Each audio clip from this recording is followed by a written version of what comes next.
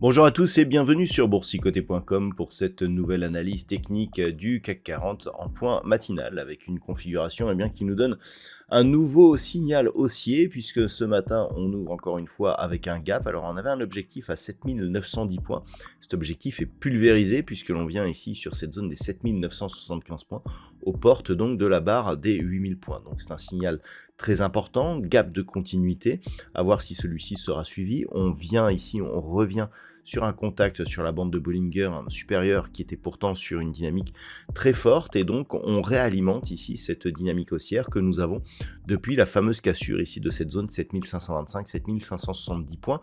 Tant que l'on était dans ce range, je vous indiquais que c'était la cassure des 7570 points qui commencerait à réimpulser une dynamique haussière. Eh bien on en a ici l'illustration parfaite.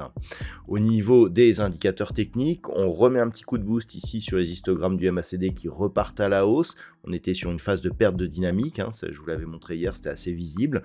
Au niveau du RSI, on était déjà très haut, on continue à évoluer dans une zone de surachat.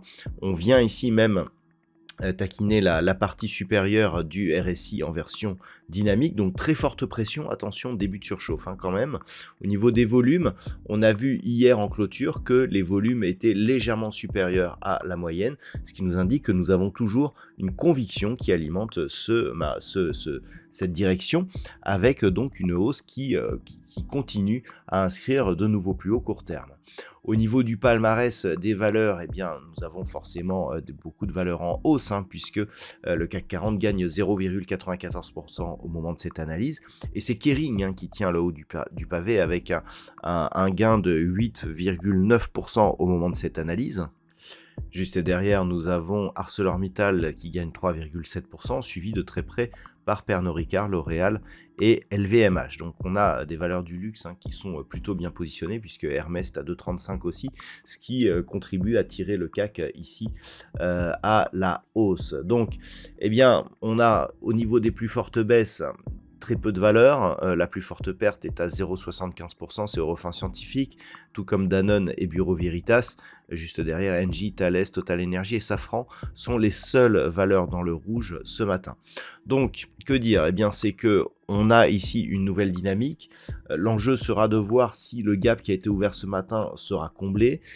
Si tel n'est pas le cas, eh bien, ce sera un signal de force qui devrait nous diriger vers la zone des 8000 points. Alors, juste au-dessus, nous avons des zones qui sont placées mais sur des phases de cotation antérieures, donc on pourrait avoir des zones de prix un peu plus larges, c'est-à-dire que l'épaisseur du trait sera un peu plus importante que sur des zones qui ont été testées récemment, mais toujours est-il que eh bien, on commence à se rapprocher des zones records de l'indice CAC 40, je rappelle que on est ici sur des zones à 8250 points pour se rapprocher du record, et on n'y croyait pas trop il y a une semaine, mais on se rapproche très rapidement, donc ça sera à voir prochainement.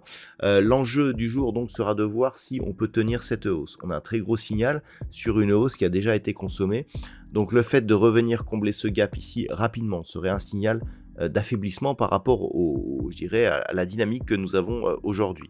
Mais on aurait un signal de retournement seulement sur rupture ici des 7725 points. C'est cette même zone que j'évoquais hier pour justement détecter une phase d'affaiblissement.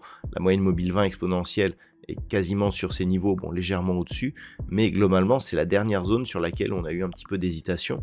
Donc c'est cette zone qu'il faudrait casser pour commencer à invalider la poursuite de ce mouvement. On en est très loin, donc on continue à regarder vers le haut et on attendra de voir si ce gap sera comblé et si par hasard la zone des 7910 points agit comme support en cas de consolidation. Voilà donc ce que l'on peut dire sur cette analyse d'un point de vue technique pour aujourd'hui. D'un point de vue macroéconomique, nous avons eu la décision de la Banque centrale du Japon sur l'évolution de ses taux d'intérêt. Donc la Banque centrale du Japon a bien monté ses taux de 0,25 à 0,50. Au niveau de l'Europe, eh bien, nous avons eu ce matin le PMI manufacturier de la France qui s'est révélé légèrement supérieur à ce qui était attendu, un PMI des services légèrement inférieur par contre. On a eu un PMI manufacturier en Allemagne, lui aussi légèrement supérieur à ce qui était attendu.